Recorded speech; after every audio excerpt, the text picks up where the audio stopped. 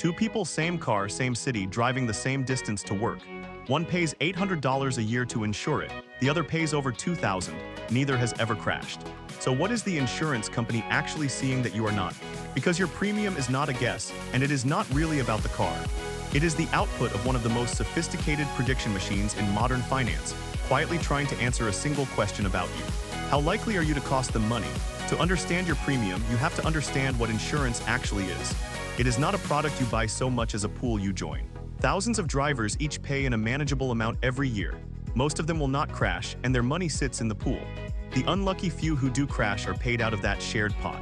Insurance is really just a giant, organized way of spreading rare, expensive disasters across a huge crowd of people, so that no single person is ruined by one bad day. And the entire business rests on one skill: working out before anything happens who is most likely to reach into that pool. Charge a genuinely risky driver too little, and the pool drains faster than it fills. Charge a safe driver too much, and a competitor will happily undercut you and steal them away. So the whole game is precision. Price each person as close as possible to the true risk they bring. At its core, your premium comes from a surprisingly simple equation.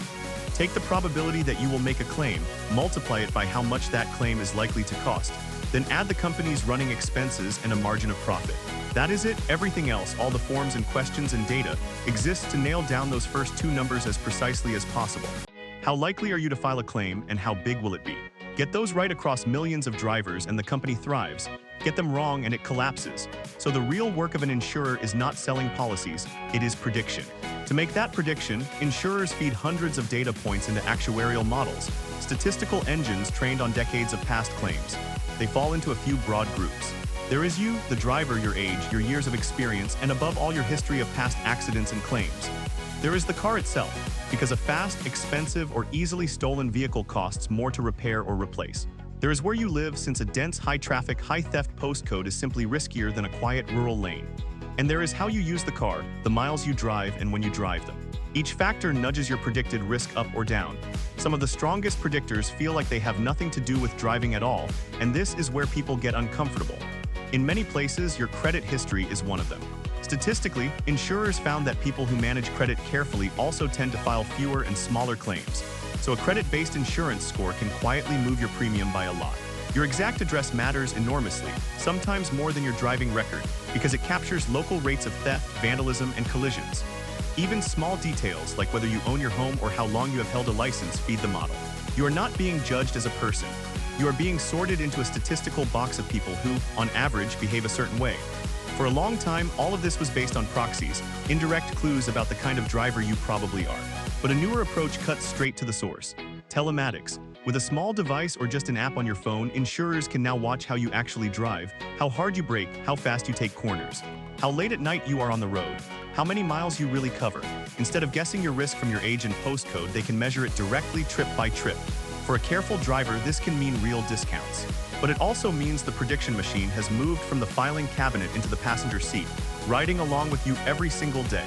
And this is where the whole system gets genuinely thorny. From the insurer's side, every factor is just cold statistics, chosen because it predicts claims, not because it is fair. But from your side, being charged more because of your postcode, your credit, or your age can feel like being punished for things you did not choose and cannot easily change. A safe driver in a high-crime area subsidizes the risk around them. A young driver pays for the record of every reckless teenager before them. The model is not malicious. It is simply optimizing for accuracy, and accuracy and fairness are not the same thing. That tension is why insurance pricing is so heavily regulated, with some factors banned in some places and fiercely debated everywhere. Once you see the premium as the output of a prediction engine, you can actually work with it. The factors you cannot change, your age or your postcode, will drift over time on their own. But the ones you can influence are worth real money. A clean claims history is the single most powerful lever you have, which is why making a small claim can sometimes cost you more in future premiums than simply paying for the damage yourself.